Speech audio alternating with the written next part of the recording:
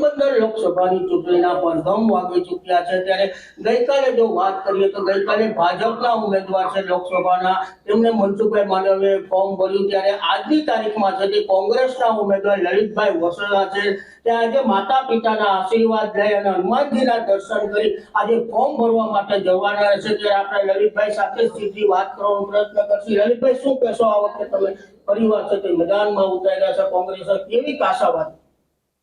કોંગ્રેસ પાર્ટીએ મજબૂત ઉમેદવાર સામે મજબૂત ઉમેદવારને મેદાનમાં ઉતાર્યો છે. ખરાખરીનો જંગ પણ અમે લડી રહ્યા છીએ. ગઈકાલે ભારતીય જનતા પાર્ટીએ જે પોરબંદરની અંદર શક્તિ પ્રદર્શન કર્યું, હું મીડિયા સામે દાવા સાથે કહું છું કે એનાથી ડબલ તાકાતથી આખા મત વિસ્તારમાંથી અમારા કાર્યકર્તાઓ ઉમટી પડવાના છે અને તાકાતથી ચૂંટણી લડવાના છીએ, જીતવાના છીએ. કયા મુદ્દા ઉપર આ વખતે તમારો ફોકસ રહેશે? સૌથી મહત્વના મુદ્દાઓ આ વિસ્તારના ખેડૂતોના, સાગર ખેડૂતોના મુદ્દાઓ છે.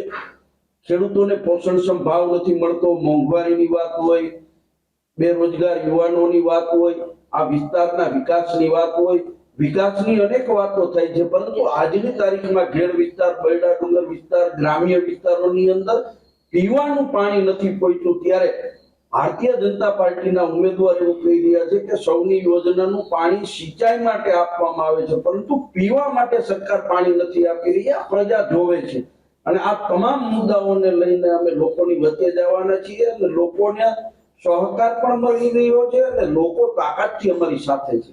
ગત લોકસભાની ચૂંટણીમાં અર્જુનભાઈ મોઢવાડિયા જેવા દિગ્ગજ નેતાઓ તમારી સાથે હતા. આ વખતે તેમણે પક્ષ પલટો કરી ભાજપમાં જોડાઈ ગયા છે. આનાથી તમને કેટલો ફેરફાર?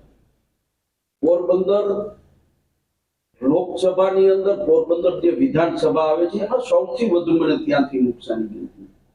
હું પરિણામ આવે ત્યારે બતાવીશ કે 2019 કરતા ત્યાં અમને કેટલો ફાયદો થયો છે. આ વખતે કયા મુદ્દા ઉપર તમે લોકો સમક્ષ મત માંગવા માટે જશો?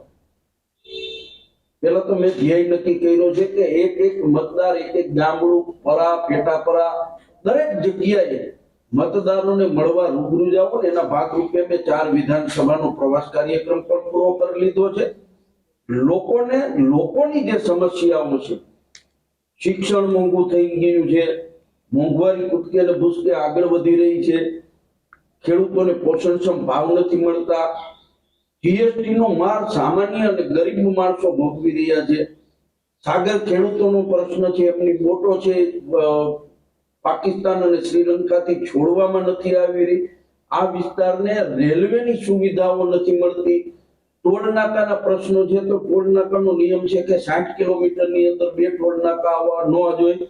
મારા વિસ્તારની અંદર તો 3 ટોલ નાકાઓ આવે છે અને પ્રજા એનો ટેક્સ ભરીને મુશ્કેલી અનુભવી રહી છે.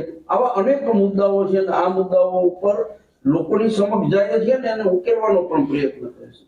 આ હતા લલિતભાઈ વસોયા કે જેમના જણાવ્યા અનુસાર છે કે આ વખતે છે તમે બમણા જોશથી છે તે પ્રચારાર્થે જવાના છે, અનેક મુદ્દાઓ છે તે અમે આવરી લેવાના છે.